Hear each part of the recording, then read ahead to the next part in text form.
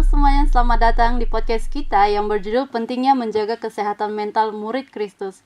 Sebelum kita masuk lebih dalam topik ini, kita akan berkenalan dengan moderator kita, yaitu Saudari Raisa yang merupakan lulusan dari Fakultas Psikologi Universitas Maranatha. Tanpa berlama-lama, mari kita persilakan. Selamat pagi, selamat siang, atau selamat sore, tergantung Bapak Ibu teman-teman menontonnya pada saat kapan. Hari ini kita kedatangan narasumber yang sangat spesial. Beliau merupakan ketua dari Lembaga Penjaminan Mutu Internal STT Info Bandung dan juga merupakan dosen mengajar di STT Info Bandung. Kita perkenalkan Reverend Dr. Yopi Buyung. Selamat datang Bapak di podcast kami. Bagaimana kabarnya Pak hari ini? Ya, puji Tuhan. Selalu sehat dan bahagia. Oke. Ya, jadi hari ini kita akan membahas tentang pentingnya bagaimana itu sebagai hamba Tuhan harus menjaga kesehatan mentalnya. Mungkin untuk sebagai pertanyaan pembuka dari Pak Yopi sendiri kan sebagai hamba Tuhan juga. Jadi menurut Bapak itu tanggung jawab sebagai hamba Tuhan itu seperti apa dan perannya bagaimana? Iya, hamba Tuhan itu sebetulnya kita semua yang sudah percaya dan menerima Kristus. Kita semua hamba Tuhan. Nah, hamba Tuhan itu kan tidak hanya sekedar tanggung jawabnya pada hari Minggu, di atas mimbar, perkunjungan, menyiapkan khotbah, membuat administrasi gereja, bukan hanya itu. Tetapi hamba Tuhan itu sebetulnya seluruh kehidupannya itu harus mencerminkan panggilannya sebagai seorang yang dipakai oleh Tuhan. Tetapi itu adalah pemahaman yang umum, tapi ada pemahaman yang khusus, yaitu bahwa mereka yang berprofesi sebagai seorang gembala jemaat atau sebagai pendeta atau mereka yang diberi tugas khusus untuk menjalankan organisasi gereja. Nah, barangkali itu yang disebut sebagai hamba Tuhan, dan mereka yang ada di posisi itu haruslah menjadi orang yang menjadi panutan, menjadi contoh, menjadi teladan, dan dia harus yakin akan panggilannya itu, ya. Dan dia juga harus memperlihatkan sikap hidupnya yang patut dicontohi oleh masyarakat dan juga oleh jemaatnya. Oke. Penjelasan yang sangat baik ya. Jadi kalau dari yang tadi saya udah tangkap dari penjelasan Pak Yopi itu berarti hamba Tuhan itu menjadi panutan untuk ya domba-domba yang dilayaninya lah ya, seperti itu. Berarti kan otomatis banyak berhubungan secara langsung dengan banyak orang ya Pak. Nah, tapi kan maksudnya hamba Tuhan itu juga manusia ya Pak, betul? Ya, pasti. Manusia ya. Pasti. Dan tentunya pasti kan ada kelemahan-kelemahan yang dimiliki oleh hamba Tuhan tersendiri gitu. Nah, menurut Pak Yopi sendiri, kira-kira apakah mungkin seorang hamba Tuhan itu terkena gangguan mental?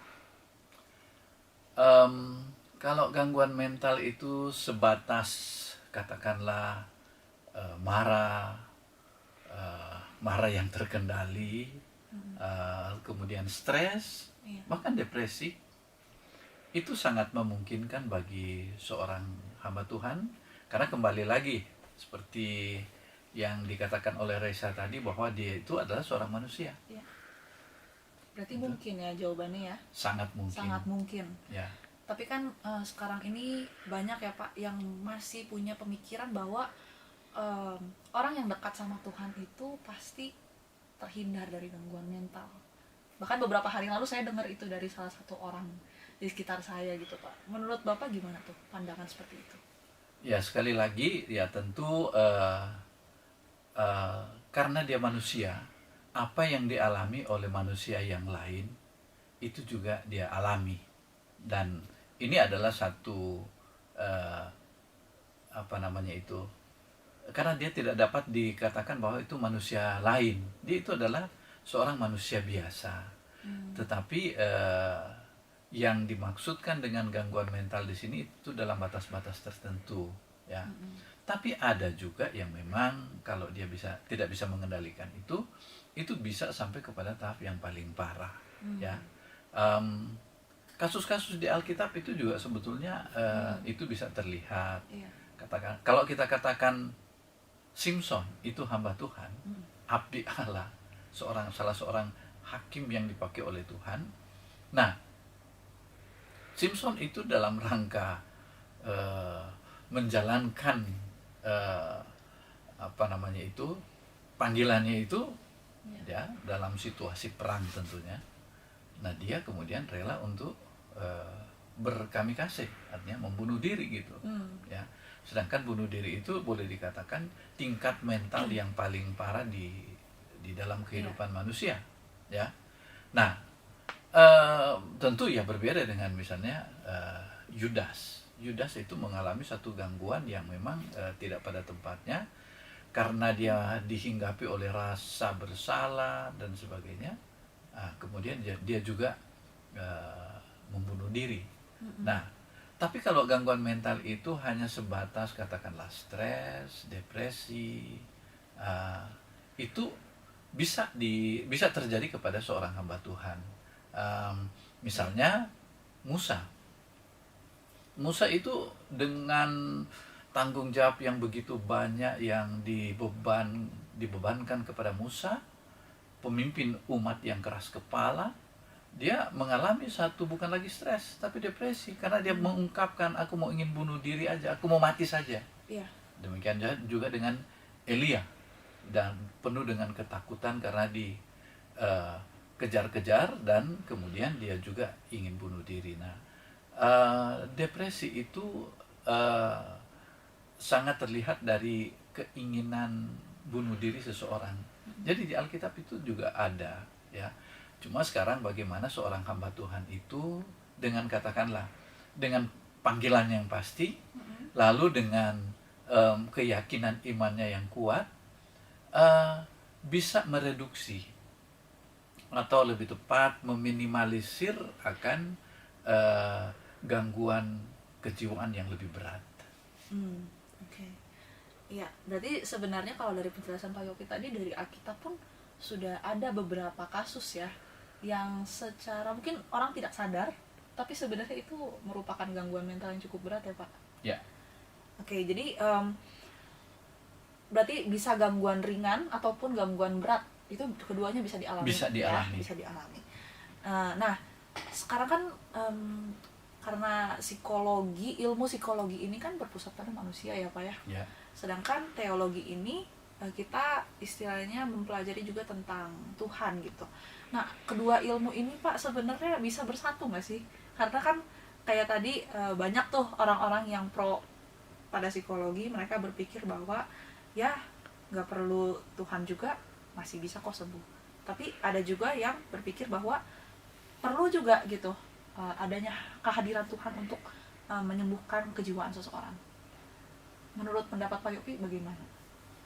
Ya, antara dua disiplin ilmu ini ya memang bisa terpisah secara signifikan, tetapi juga bisa ada titik temunya juga. Tetapi ini bukan masalah terpisah atau ada titik temunya, tetapi kita itu harus melihat secara keseluruhan, secara utuh, bahwa manusia itu terdiri dari tubuh, jiwa, dan roh. Ya, kalau dia ada tubuh, ya selama dia menyatu dengan tubuhnya, ya dia harus pergi ke dokter, ke rumah sakit. Kalau kena COVID, ya dia harus berobat. Ya, kita nggak bisa katakan cukup dengan doa saja, nggak bisa. Betul. Karena tubuh, jiwa, dan roh itu adalah ciptaan Tuhan, tentu lengkap dengan otak, diberi hikmat untuk bagaimana cara dia menjaga kesehatan. Yang berikut itu ada dia mempunyai kepribadian, dia mempunyai apa yang disebut dengan jiwa. Nah, jiwa ini kan tidak bisa digambarkan secara fisik atau dianalisa, diamati secara ilmu pengetahuan. Ada banyak hal yang tersembunyi di dalam diri manusia yang tidak dapat diamati, tetapi bisa dirasakan oleh seseorang. Nah, itu juga termasuk di dalam bagaimana dia menanggapi situasi di sekitar dia. Misalnya bagaimana dia memaknai sesuatu. Nah, itu semua berkaitan dengan apa yang terjadi di dalam jiwa seseorang. Tetapi kalau kita bicara tentang roh, nah, kesadaran seseorang akan bahwa adanya pencipta, adanya yang maha lain di luar dari dirinya sendiri. Nah, ini adalah teori psikologi gitu, bahwa dari manusia dia kemudian sadar. Tetapi kita juga harus tahu bahwa ada hal-hal di mana intervensi dari luar diri manusia itu sendiri bisa dia sadar, tapi juga bisa dia tidak sadar. Tetapi itu terjadi, disebut sebagai hal yang di luar kemampuan dia, beyond our limitation, atau beyond his mind. Nah, ini kadang-kadang kita seringkali berpikir bahwa ini apa yang terjadi. Nah, ketika seorang itu berhadapan dengan yang maha lain ini, ya dia hanya bisa menyebut itu Tuhan, itu Allah, itu adalah yang maha kuasa. Terserah orang mendefinisikannya bagaimana. Tetapi yang namanya kebaikan, keadilan, kebenaran sulit untuk didefinisikan. Tetapi di dalam Alkitab itu orang-orang mengungkapkan, mereka bertemu Tuhan, mereka merasakan bagaimana mereka dijaga, dilindungi oleh Tuhan. Tapi kemudian yang namanya keadilan yang masih abstrak ini, yang dicita-citakan oleh manusia, yang namanya kebaikan itu mewujud diri di dalam Yesus. Nah, Yesus itu kemudian memunculkan semuanya itu, sehingga orang mengatakan, lah, apa yang kita cari ini, yang maha kuasa, yang luar biasa, yang maha kasih, maha adil, ada di dalam Yesus. Dan itu Rasul Paulus tidak segan-segan untuk mengatakan bahwa semua lidah mengaku bahwa dia itu adalah Tuhan. Mengapa? Karena dia katakan seluruh kealahan itu berdiam di dalam diri Yesus. Ya. Nah, inilah barangkali yang boleh dikatakan satu pengenalan terhadap ilmu psikologi. Dan ketika kita berbicara tentang Tuhan, nah, kita kemudian ketemu dengan hal-hal seperti ini. Jadi mau dikatakan terpisah, dalam hal tertentu bisa dipisahkan. Tapi kalau mau dikatakan terpisah juga tidak.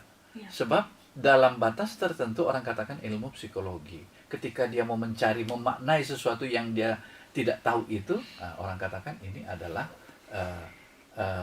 psikologi. Tetapi ketika kita melihat dari sudut bahwa ada saat-saat di mana yang abstrak ini kemudian memberikan wahyu kepada orang-orang tertentu. Orang-orang ini adalah orang-orang yang tenang, yang berdoa, yang rohnya itu sangat dekat dengan Tuhan, dan kemudian wahyu itu diberikan kepada mereka dan mereka mengungkapkan, dan orang katakan, ini yang saya cari. Nah, Yesus itu dalam bentuk jasmani itu menyatakan diri kepada manusia, dan kemudian orang katakan, ini yang kami cari. Nah, ketika mereka ketemu dengan Yesus, menjalin hubungan pribadi dengan Dia, maka mereka menemukan hidup yang sebenarnya itu.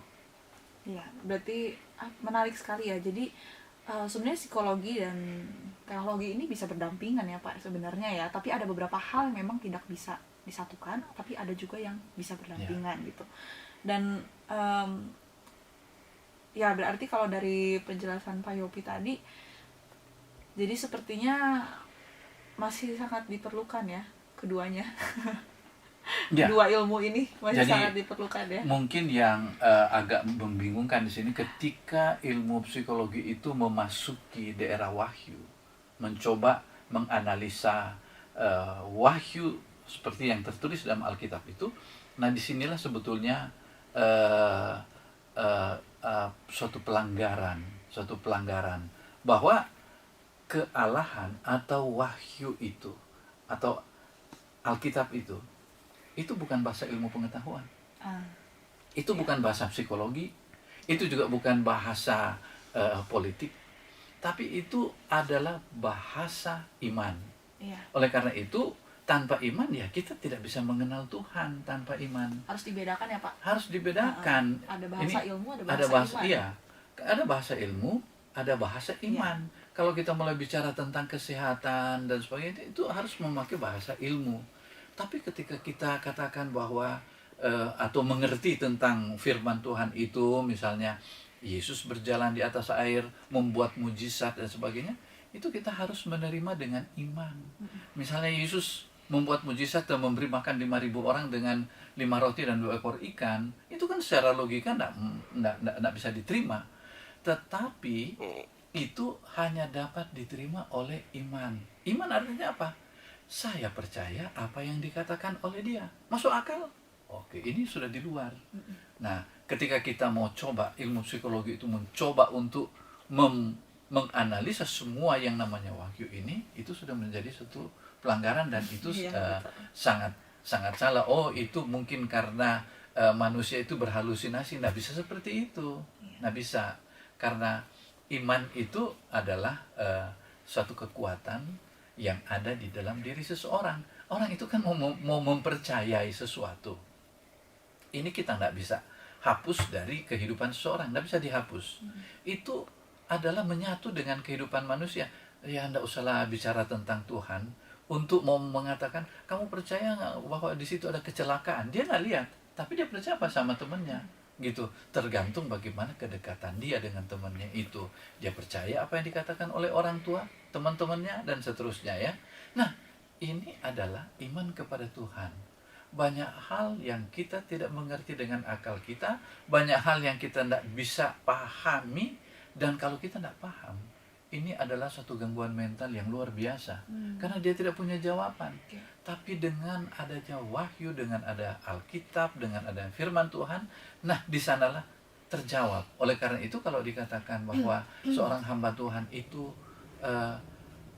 tidak mungkin mengalami gangguan mental, itu juga tidak bisa diterima. Tetapi kalau mau dikatakan bahwa hamba Tuhan itu harus mengalami gangguan mental, dia punya suatu kepastian hidup di dalam Tuhan. Dia berpegang pada firman Tuhan, itu sudah merupakan satu kekuatan. Ada satu hamba Tuhan namanya Paul Tillich. Dia katakan bahwa iman itu adalah suatu kekuatan besar dalam diri manusia untuk mempercayai sesuatu. Dan dia berkatakan bagi manusia, iman itu segala-galanya. Kalau dia percaya bahwa membunuh orang itu dia bisa masuk surga, dia bisa lakukan itu. Cuma ya tergantung bagaimana ajaran yang diberikan kepadanya, gitu kan. Nah, di semua agama itu bisa saja salah. Tetapi nanti kemudian masyarakat atau kehidupan atau sebutlah hati nurani itu adalah yang diberikan oleh Tuhan untuk bisa membedakan apakah ini roh iblis atau ini adalah roh Tuhan, roh yang menghancurkan atau roh yang menguatkan, roh yang membinasakan atau roh yang menyelamatkan. Nah, kita punya keyakinan bahwa Kristus itu adalah roh yang menyelamatkan sampai saat ini. Ya. Oke.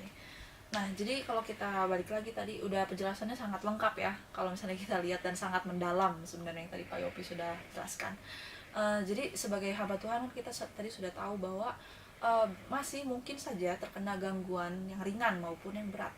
Nah, menurut Pak Yopi kira-kira cara untuk mencegahnya bagaimana supaya hamba Tuhan itu tidak terkena yang namanya seenggaknya tidak sampai gangguan berat Pak. Kalau gangguan ringan kan kayak stres, itu kan biasa ya Pak dialami orang. Tapi bagaimana supaya mencegah hamba Tuhan ini terkena gangguan sampai yang paling berat? Iya. Kalau mau dibilang mencegah, ada aspek-aspek tertentu dari gangguan kejiwaan itu yang sudah dibentuk dari dalam kandungan. Nah, tentu sang bayi atau janin itu dia tidak bisa mengatakan bahwa oke, saya akan atur hidup ini dan saya cegah supaya saya tidak mengalami gangguan di kemudian hari, dan ini sangat tidak mungkin. Yang ada ialah dia telah melewati gangguan, misalnya seorang anak yang sejak dari dalam kandungan sudah mengalami goncangan kejiwaan, misalnya mau digugurkan, atau sewaktu dia masih kecil itu dia mengalami kekerasan, ya, di usia-usia yang disebut dengan golden age, itu dia mengalami kekerasan di situ. Yang jelas dia itu telah mewarisi apa yang disebut dengan gangguan mental, misalnya seperti orang-orang yang psikopat. Orang-orang psikopat itu yang di kalangan hamba Tuhan itu juga sangat rawan. Di satu pihak dia bisa manis di depan di mimbar, tetapi di belakang itu dia bisa memperkosa anak, dia bisa melakukan pembunuhan, dia bisa melakukan hal-hal yang bertentangan dengan apa yang diajarkan itu. Nah, itu adalah gangguan mental yang disebut dengan sudah menjurus kepada penyakit kejiwaan yang disebut dengan psikopat, ya. Nah, kalau itu kena kepada artis atau kepada politikus, ya oke lah, bisa diterima, ya, walaupun kita juga tidak bisa terima. Tapi kalau hamba Tuhan, dan ini kan ada berapa kasus yang sudah terjadi gitu kan, sudah ada berapa kasus. Nah, tetapi kalau dia bisa mengenal kehidupannya masa lalu, nah barangkali ini dia bisa mengontrol dirinya. Itu yang disebut di dalam Galatia 5 ayatnya 23 itu sebagai penguasaan diri. Jadi dia harus tahu diri juga gitu. Saya latar belakang keluarga saya bagaimana saya dibesarkan gitu. Nah, yang bakal muncul pada saya ialah saya akan mudah khawatir, saya akan mudah untuk terkena psikopat atau gampang depresi. Nah, itu satu hal. Tapi ada hal-hal tertentu, katakanlah misalnya soal gen itu kita nggak bisa buat apa-apa, nggak bisa. Karena kalau dari keturunan sekian kemudian dia menurunkan gen itu, nah gen itu nggak bisa dirubah. Tetapi kebetulan sebelum saya masuk teologi kan saya juga adalah berlatar belakang biologi. Jadi ada yang disebut dengan mutasi gen, ada. Karena apa? Kalau kita misalnya kita orang gampang depresi, tapi kemudian kita membiasakan diri berpikir positif, tidak mau menciptakan ketegangan, konflik yang berakibat stres dalam kehidupan seseorang. Nah, kondisi ini lama-kelamaan membuat gennya itu mengalami satu perubahan, ya. Nah, perubahan gen ini rupanya bisa dari luar, dan kalau ini sudah berubah di dalam dirinya, maka keturunannya pun juga akan mengalami perubahan. Nah, ini perubahan yang memang tadinya tidak masuk akal, tapi setelah dalam penelitian ilmu pengetahuan, aspek luar itu bisa mempengaruhi sampai ke dalam. Nah, kemudian hal-hal praktis yang bisa dilakukan itu sebetulnya ialah orang itu sebetulnya begini, ya. Mungkin di dalam ilmu psikologi itu tidak bisa terima, tetapi orang itu mengakui dengan imannya bahwa Tuhan yang dia sembah itu adalah Tuhan maha segala-galanya dan berkuasa, dan juga dia adalah yang berdaulat. Artinya Tuhan punya kekuasaan untuk mengatur apa saja dalam kehidupannya gitu, ya. Nah, tapi memang kadang-kadang konsep ketuhanan yang berdaulat ini salah dipahami oleh orang-orang tertentu. Mereka berpikir bahwa ya kalau Tuhan sudah atur, berarti saya seenaknya. Justru dalam kedaulatan Tuhan, seorang manusia itu diselamatkan oleh Tuhan, diatur oleh Tuhan, dan diberi karunia-karunia tertentu. Katakanlah setelah dia merasakan bagaimana Tuhan mengubah kehidupannya, ya, dilahirkan kembali, lalu dia ada satu keinginan untuk lebih bertanggung jawab lagi, bekerja keras.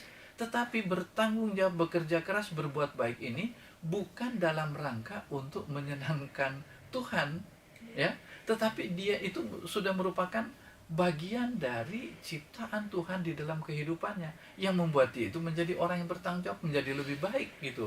Itu Tuhan yang membuatnya.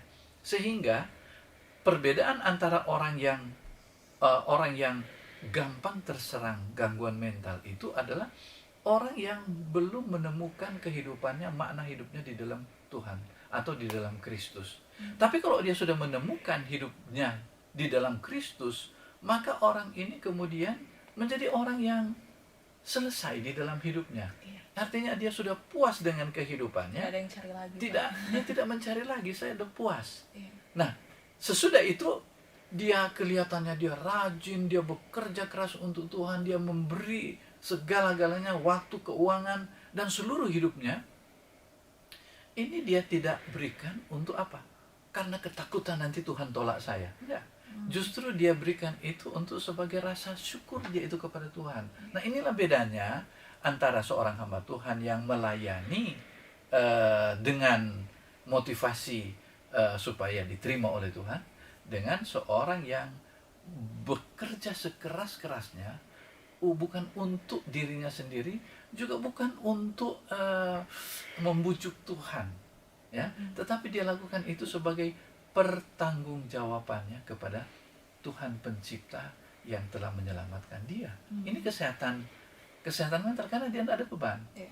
Nah, saya sakit, saya tidur, istirahat.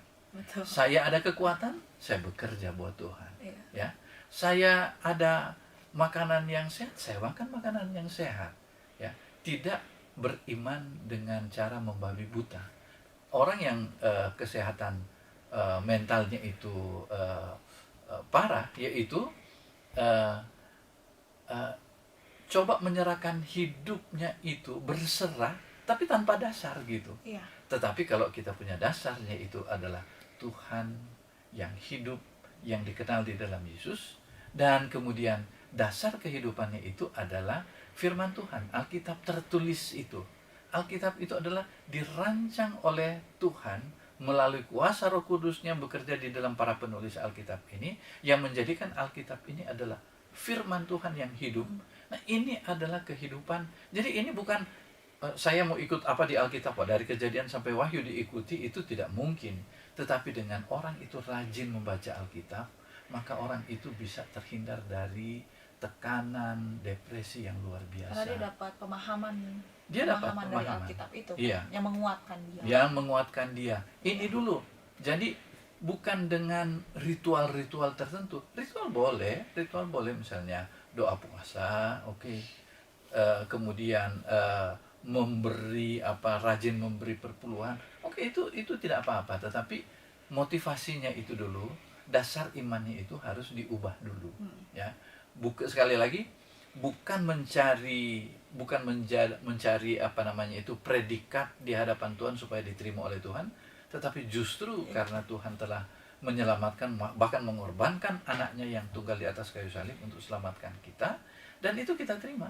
Dan kita kemudian diliputi oleh satu rasa syukur kita melalui bekerja, melalui kerajinan, melalui tanggung jawab, melalui pengorbanan, apa saja gitu.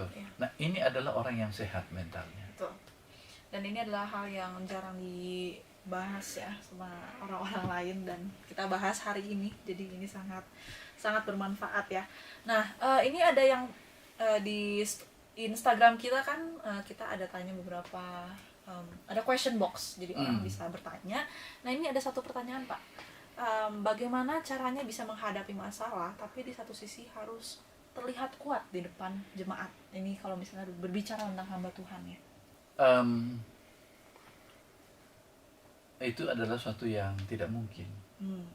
Jadi kalaupun dia lakukan itu, dia cenderung, tapi kalau orang psikopat bisa lakukan itu, ya. Oleh karena itu,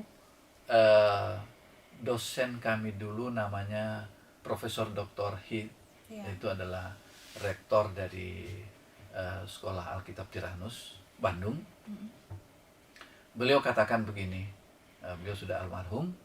Beliau katakan begini, kalau Anda punya masalah, khususnya masalah seorang hamba Tuhan ya, jika Anda punya masalah dengan istri atau dengan anak, lebih baik mimbar itu dikosongkan aja dulu. Bereskan ini dulu, baru Anda berhak untuk naik ke mimbar gitu. Nah, itu maksudnya ya seperti itu, bahwa dia tidak mungkin membawa masalahnya itu dan berpura-pura tenang di atas mimbar. Itu adalah sesuatu yang tidak mungkin. Itu hanya dapat dilakukan oleh orang-orang yang mengalami katakanlah gangguan. Ya. Oke, jadi ya namanya juga manusia ya Pak. Ya, Tidak mungkin kita maksudnya lagian nggak sehat juga ya Pak, kita menutupi kita menutupi itu tidak sehat mental. jatuhnya jadi merepress ya, ditekan gitu kan. Betul. Dan akhirnya nanti untuk kejiwaan kitanya itu jadi tidak sehat. Tapi ya memang ada juga hamba Tuhan yang misalnya ya tiba-tiba dia bilang, saya berhalangan. Nah kalau berhalangan begitu kan kita nggak usah tanya halangan apa gitu. Iya. Tapi ada halangan, lalu dia katakan bahwa kasih orang lain. Itu juga bisa dilakukan Iya, ya. betul. Tapi itu adalah maksudnya itu jangan kita naik ke mimbar dengan membawa masalah yang belum selesai. Semua orang pasti mengalami masalah, apalagi hamba Tuhan. Masalah paling banyak ada di hamba Tuhan, tapi dia harus bereskan itu dulu. Iya. Baru dia berhak naik ke mimbar. Harus membereskan dulu gitu ya.